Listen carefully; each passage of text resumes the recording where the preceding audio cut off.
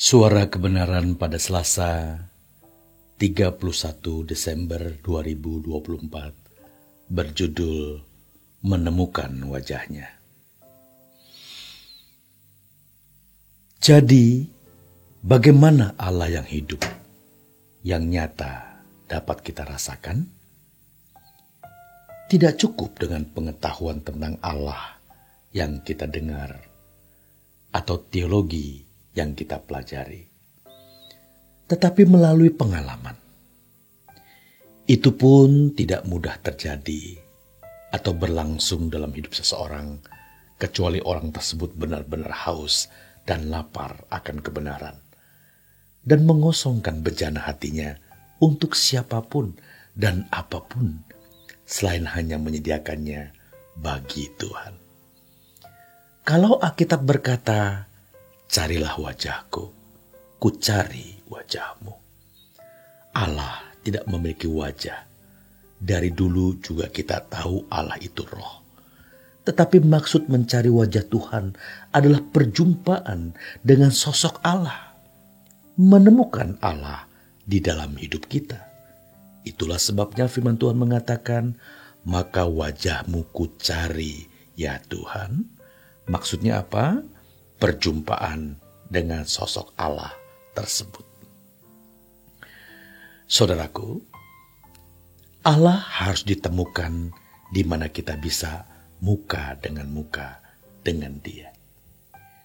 Jadi kita menyadari betapa kurang ajarnya kita dulu, tetapi Tuhan bertoleransi dan menerima kita.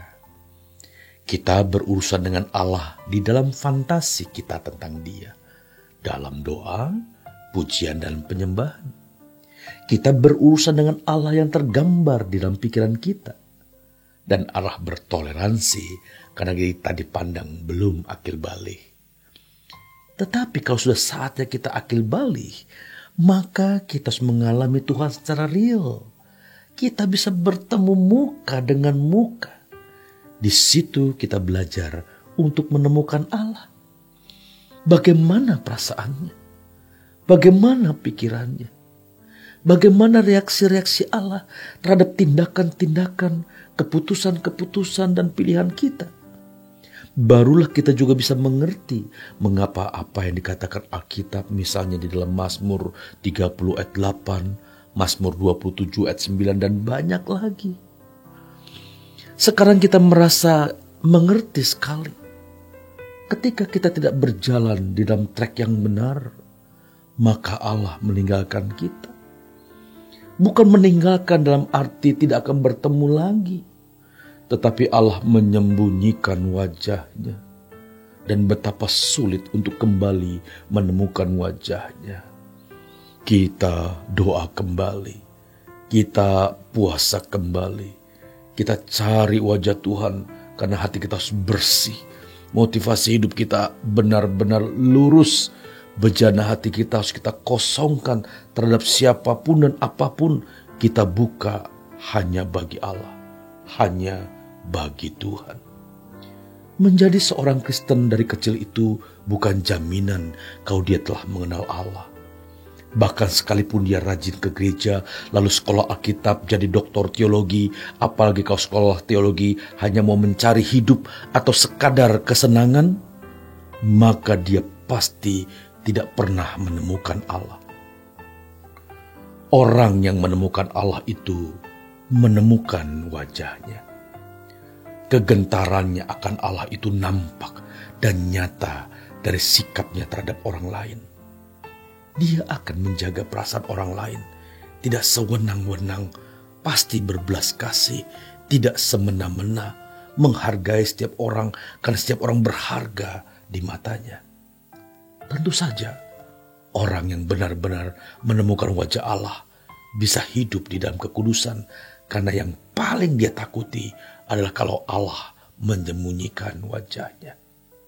Jadi, sebelum dia menyembunyikan wajahnya, kita sudah merasakannya. Allah berduka karena tindakan, kelakuan kita yang tidak tepat seperti yang Allah kehendaki. Temukanlah Tuhan di dalam hidup keseharian kita. Carilah dia di ruang kamar kita. Sediakanlah ruang doa. Duduk diam di kaki Tuhan. Carilah firman Tuhan yang membangun iman. Bergaulah dengan orang yang juga mencari dia. Mungkin pengetahuan yang kita miliki tentang Allah itu benar, tetapi kita tidak langsung berjumpa dengan dia karena kita tidak menyediakan waktu dan diri untuk betul-betul berjumpa dengan Tuhan. Dan Allah yang maha murah ternyata tidak murahan. Kita harus membayar harganya untuk itu. Selagi masih ada kesempatan, kejarlah terus. Cari Tuhan dengan sungguh-sungguh. Bayangkan kalau nanti kita sudah bertemu dengan dia di dalam kedahsyatan kemuliaannya. Ternyata kita belum berjumpa dengan dia. Tapi kita hanya berjumpa dengan bayang-bayang dan fantasi. Pikiran bisa diisi dengan pengetahuan. Tetapi perasaan tidak bisa diisi dengan pengetahuan. Kecuali pengalaman. Pernahkah kita membayangkan bagaimana Allah dalam menghadapi Abraham, Musa, Daniel, Sadrak, Mesak, Abednego, dan lainnya?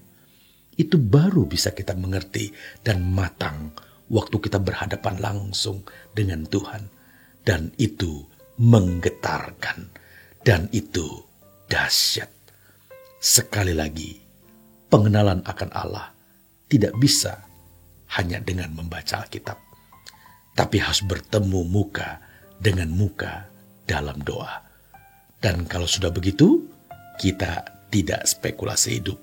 Karena kita yakin, selama berjuang saudaraku, Tuhan Yesus memberkati.